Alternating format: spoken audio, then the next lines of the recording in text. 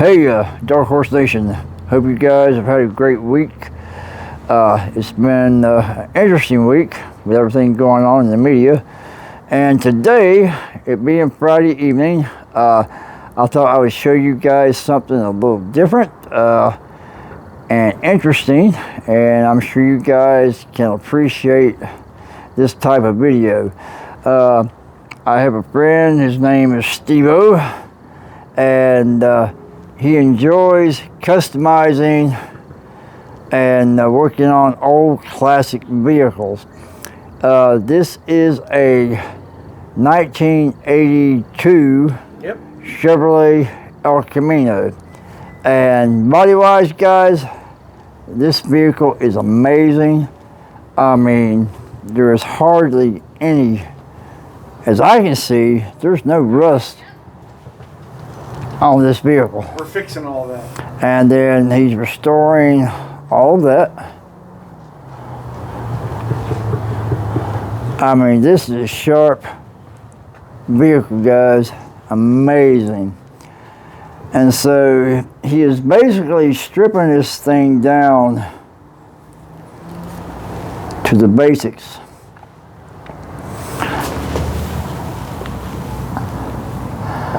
I mean, I would love to have this car sitting in my driveway. I mean, awesome vehicle, guys. And the time and money and just the effort of restoring this car is amazing, guys. And so this engine is awesome. It's 305. It's going to get replaced. It's a 305. It's going to be replaced. And he's done a lot of things here, upgrades that he has done. He personally breaks these vehicles down to the bare bones and rebuilds them from the ground up, basically. And this engine, man, I tell you what, it looks great. And so what we have here is an awesome car, guys. I mean, it's awesome. So what I'm going to do, guys, I'm going to turn it over to Steve over here, and he'll explain to you the process of what he is doing with this vehicle.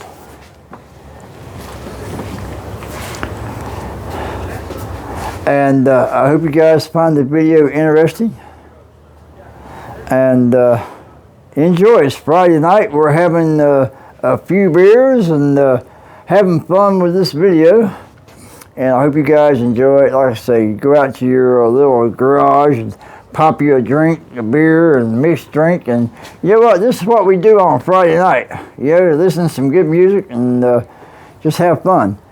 And so with that, guys, this is what we're going to be working on here in just a second. This is the job he is working on now. Floor pan replacement. The floor pan replacement, that's what he's doing. And it involves some MIG welding? Yes. Is that correct? Yeah. Okay. And so he's going to be welding on this. And we're going to video this for you guys, and hopefully y'all enjoy it. Maybe learn a little something, and if not, we'll just have a good time. And on top of that, Dark Horse Nation, what's my favorite thing to do? You know me. I'll either have me a mixed drink, I'll have me a beer, and you know what? Damn, that's good. All right, guys, on top of that, I'm going to turn this over to Steve-O, and he will go through the process of what he is doing. Be right back. Hey, my name's Steve-O, and this is my friend Clay taking this video, and we're here tonight to show you a 1982 El Camino. Yes, it's kind of rough. I know Clay loves it, but there's a lot of work to do. So this evening, well, a portion of today, this has been a months-long project, but we're replacing a floor pan here. Bought the car about 3 years ago and found some rust from a leaky heater core. And so we're taking care of all that. We're putting a new section in here. We're going to do the back side here as well, and then the other side, so I've got parts for that. But if we want to walk up front here and see what I've done kind of so far, and this project has gotten way out of control. The intent was to buy the car as a driver. That's not happening, and we're going to see where this goes. But we've started our first parts. We've got QA1 tubular control arms in here, upper and lower, and also new spindles, new brakes, so on and so forth. And you can see here there's an old 305 engine. It's toast. It needs replaced. So the ultimate, well, the long-term plan for this is to put, I've got a wrecked Trailblazer SS, TBSS, that we're going to take the whole drivetrain and put that in here. So that should make this car a lot of fun to drive. In the meantime, we walk back here and maybe we can do a little welding for you to see. Let's just do a quick intro here.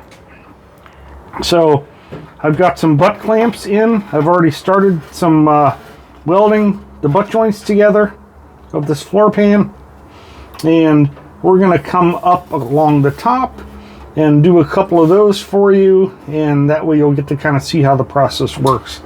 But as you can see in the overall scope of things, this car is a mess. I bought it thinking it was going to be fine, and once you dig in, as everybody knows, usually there's more damage to a car than what you can imagine. But for an 82 in South Carolina, this thing's pretty decent shape. So we're going to try and make it a good solid car and go from there. So with that, let's do some welding. All right, so Clay, what we're doing this evening, and you've helped me out a lot with this, I appreciate it, thank you so much. But we're going to do a few tack welds on a small section of the floor pan. Since we can't do the whole thing on video, that would be just too much. But we're going to do some tack welds spaced, I don't know, just a little bit apart. And then eventually those will all get filled in with more tack welds, more tack welds. We do this so we don't melt the sheet metal. It's tough to weld sheet metal. I've got a TIG welder, but really this is the best application for this using MIG. So let's dive in here and have a look at it, and we'll weld a little bit for you. You can see the show. Go. All right, so here we go. Just a few MIGs to show everybody what's going on. Right here is our seam. Then we're just going to do this small section here.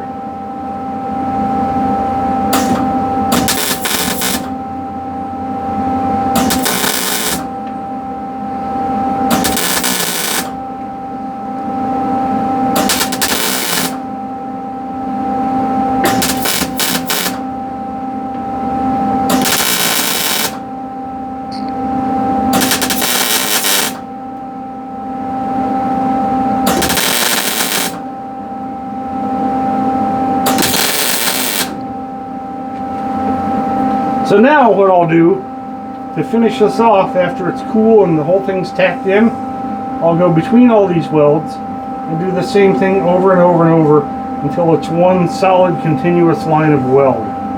That's kind of how you need to do this so the sheet metal doesn't warp, so you don't burn through, so on and so forth. So, yep, that's just a small glimpse of what we're doing this evening, and we're going to eventually replace the entire floor pan. I've got the back section here, and then I've got a one piece for the driver's side. We're going to put that thing in the hole. So there you go. Hey guys, now back inside the compartment. We're looking at the steering wheel assembly here. I'm looking at the dash panel for this El Camino. So back in those days, basically you had a speedometer, you had the gas gauge, the voltage, the oil pressure, temp, and maybe a tach, which I think is broken right here. Wow, this was tach delete. Okay. But you know, the cars back in those days, guys, they were cool. They were so interesting. Nothing like we have today. I mean, check this out. Most of the young people today have no idea what a roll-up window is. You know what I'm saying? And they were like, "What the hell is that?" Yeah, just so used to push button crap. And then this right here, Steve, is what, door lock? That's the mirror. Rear view mirror. All right. Oh yeah. It actually works. It works. So check this out. I can move this, and check this out, guys. Yeah, that is pretty awesome, y'all. I mean, seriously. And so, but yeah, I mean, this vehicle right here, granted, I've seen a whole lot worse when it comes to rust and everything else. But, you know, this rebuild is going to be amazing once Steve-O gets done with this, you know. Long time. Yeah, it'll be a long time, a long restoration. But you know what? He is doing this by himself and just taking his time, and it's going to be awesome once he gets done. And just a quick footnote, this is for my son. Okay, So, yeah, this is not my car, I wish it was. Oh, okay, so he's doing this for his son, which is awesome in itself, yeah, but this type of restoration, guys, if you guys know what it's like to be a mechanic and work on trucks, cars, boats, you know what kind of time and commitment and energy it takes to do something like this, especially when you can't find parts. You have to modify a lot of things, and you know, it's just a job. But this is going to be awesome, and I really appreciate him sharing this with me and being able to share this with you guys, and I hope you all find this interesting. And he has another vehicle I would like to point out here on this video, which is pretty amazing. And what kind of vehicle is that, Steve? That's a 89 S10, and real quick, just a short note. Before the bashers start bashing, I said this is for my son. Yes, he does come help with it. He's not here tonight. He's doing his thing. I work on this a lot on my own, but he does come over and help. So, guys, it's not a solo project. Dad's giving it to the boy. All right, He does help out. All right, so in lieu of that, we're going to jump over to the, it's a... 89 S10, we're doing a 4.8 liter LS swap in it. I've got a, not a 700 R4, a 4L60E in it. I've got a Ford 8.8 that I've narrowed myself. We're putting that's already in there. And you'll see the engine here in a minute. We're doing, basically, it's a whole Holley swap, and there's going to be a lot of Holley parts on this car as well. So, yep, but that one's kind of taking a back seat to this. It's taking up too much room in my tiny residential 20 by 24 garage. So we got to get this thing done and kicked out of here, and then we got room to work on the S10 and make it what it's going to be. All right, Clay. So why don't we take a quick look at what started all of this LS swap stuff. Here's my 1989 S10. What we're doing here, and this project has kind of taken a back seat to the Elko. The Elko takes so much room in my shop that I've focused on it here lately to get it done, get it out, and that way I can get back on this. I've been working on this for 3-4 years maybe. It started out with a 4.3 liter normal S10 engine, and that didn't work out. It seized up. The previous owner didn't take care of it, so we yanked that out. We put a different 4.3 in it, and that didn't work out too good either. I had some valve train issues. So after that, I was like, you know what, let's just do this right. and let's swap it. So what we have here now is a junkyard 4.8 that I bought, I don't know, 3 years ago. We gutted it, took it completely down, rebuilt it here at home. The cylinder bores were good. The crank was good. We polished the crank.